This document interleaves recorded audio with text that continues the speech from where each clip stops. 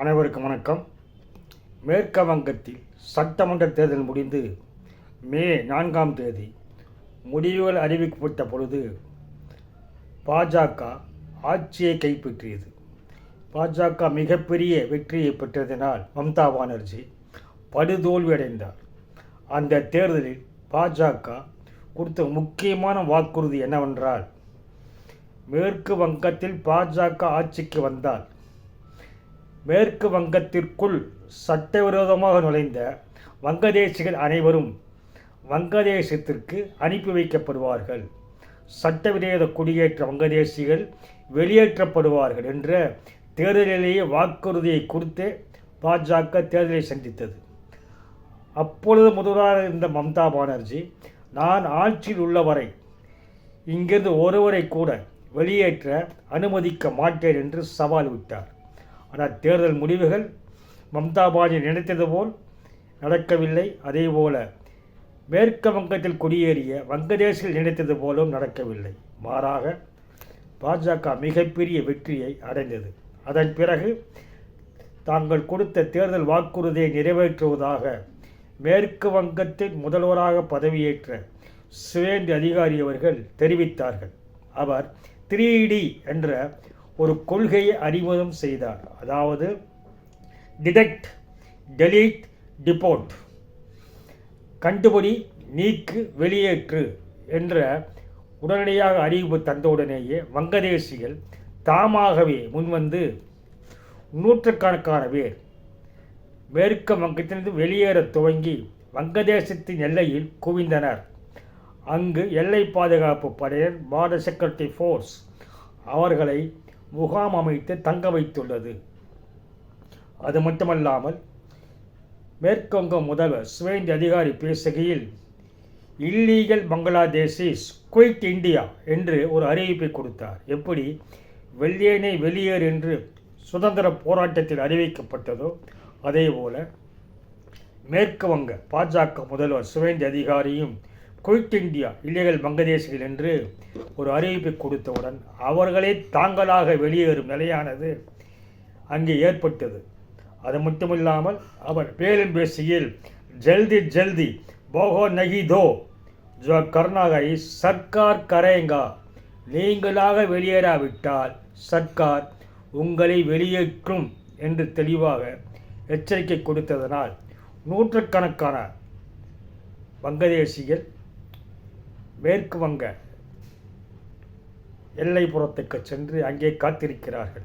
குறிப்பாக மால்டா, முர்ஷிதாபாத், வடக்கு 24 பர்கானா மாவட்டங்கள், கூச்பிகார் ஆகிய எல்லைகளில் இவர்கள் குவிந்திருக்கிறார்கள். ஒரு யாரிடமும் இந்தியாவில் இருந்ததற்கான எந்தவித ஆவணங்களும் இல்லை. ஆனால் இவர்கள் அனைவரும் ஆதார் வைத்திருக்கிறார்கள். கேட்டால் எங்களுக்கு திரிணாமுல் காங்கிரஸ் கட்சிக்காரர்கள் வாங்கி தந்தார்கள் என்று அவர் தெளிவாகவே சொல்கிறார்கள். நாம் வங்கதேசத்தில் வந்தவர்கள்தான், எங்களை கைது செய்து முகாமில் அடைத்து வைத்திருப்பதை நாங்கள் விரும்பவில்லை, அதற்கு மாறாக நாங்கள் வங்கதேசத்துக்கு செல்கிறோம் என்று அவர்களாகவே புறப்பட்டு செல்கிறார்கள். இதை குறித்து மேற்கு வங்க முதல்வர் சுவேந்து அதிகாரி பேசுகையில், இவரெல்லாம் பிடித்து வைத்து முகாமில் வைத்து நான் சோறு ஓட விரும்பவில்லை, மக்களின் பணத்தை, பொதுமக்களின் பணத்தை இதை வீணாக்க விரும்பவில்லை. எனவே காவலர்கள் சட்டப்படி இதை நடவடிக்கை நீட்டிக்க வேண்டாம், உங்களால் கண்டறியப்பட்ட வங்கதேசிகளை நேரடியாக எல்லை பாதுகாப்பு படையிடம் ஒப்படைத்து விடுங்கள், அவர்களை வெளியேற்றி விடுவார் என்று வெளிப்படையாக அறிவித்து இது நடைமுறைப்படுத்தப்படுகிறது. மேலும் CAA, இந்திய குடியுரிமை திருத்த சட்டத்திற்குள் வராதவர்கள் அனைவரும் வெளியேற்றப்படுவார்கள் என்பதும் தெளிவாக அறிவிக்கப்பட்டுள்ளது. அது மட்டுமல்லாமல் இப்படி வங்கதேசத்திலிருந்து சட்டத்திற்கு புறம்பாக குடியேறுவர்களால் இந்திய தேசத்திற்கு நிகழ்காலம், எதிர்காலம் மிகப்பெரிய சவாலாகவே இருக்கும்.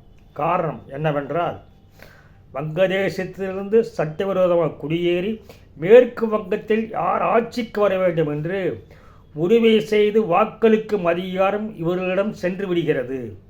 அது மட்டுமல்லாமல் இந்தியாவில் யார் ஆட்சி செய்ய வேண்டும் என்பதற்காக எம்பிக்களை தேர்ந்தெடுப்பதிலும் இந்த சட்டவிரோதமாக வந்த வங்கதேசிகள் வாக்களிக்கும் நிலை ஏற்பட்டால் அது இந்திய ஜனநாயகத்திற்கும் இந்திய பாதுகாப்பிற்கும் முற்றிலும் எதிரானது என்று மத்திய அரசு தெளிவாக்கியுள்ளது. எனவேதான் இவர்களை உடனடியாக கண்டுபிடித்து நீக்கி வெளியேற்ற வேண்டும் என்று அறிவித்து அதன்படியில் செய்கிறார்கள். குறிப்பாக ஹக்கிம்போர் எல்லைப்புறத்தில் நூற்றுக்கானவர் காத்து கொண்டிருக்கிறார்கள். இவர்களை பங்களாதேஷ் கார்டன் அந்த எல்லை பாதுகாப்பு படையிடம் ஒப்படைப்பதற்காக அங்கு அவர்கள் காக்க வைக்கப்பட்டிருக்கிறார்கள். அது மட்டுமல்லாமல் மேற்கு வங்க அரசானது உத்தரவிட்டுள்ளது. மேற்கு வங்கத்தில் உள்ள 72 மாஜிஸ்ட்ரேட்டுகளும் உடனடியாக முகாம்களை இங்கே துவக்க வேண்டும். சட்டவிரோதமாக கூடிய இந்த வங்கதேசிகளை இங்கே வைத்திருந்து உடனடியாக எல்லைப்புறத்திற்கு அனுப்பி வைக்க வேண்டும் என்று ஏற்கனவே உத்தரவிடப்பட்டுள்ளது. அதில் முதல் முகாம் மால்டா என்ற பகுதியில் துவக்கப்பட்டுள்ளது. அங்கு முதலில் 9 பேர் பிடிக்கப்பட்டு அவர்கள் கைது செய்யப்படவில்லை. மாறாக அவர்கள் எல்லைப்புறத்திற்கு அனுப்பி வைக்கப்பட்டார்கள். இப்படி ஏற்கனவே எஸ்ஐஆர் நடைமுறைப்படுத்தும் போது கூட மால்டா முர்ஷிதாபாத் பகுதியிலிருந்து வங்கதேசில் வெளியேறினார்கள். இப்பொழுது திட்டவட்டமாக தெளிவாக கண்டுபிடி நீக்கி வெளியேறு என்று 3D கொள்கையாக டிடெக்ட் டிலீட் டிப்போர்ட் என்பது ஒரு மாநில அரசை நடைமுறைப்படுத்துவதால் அனைவரும் நூற்றுக்கணக்கானவர்கள் தங்களுடைய மனைவி மக்கள் குழந்தைகள் மூட்டை முடிச்சுகளோடு வங்கதேசத்தை நோக்கி சென்று கொண்டிருக்கிறார்கள்.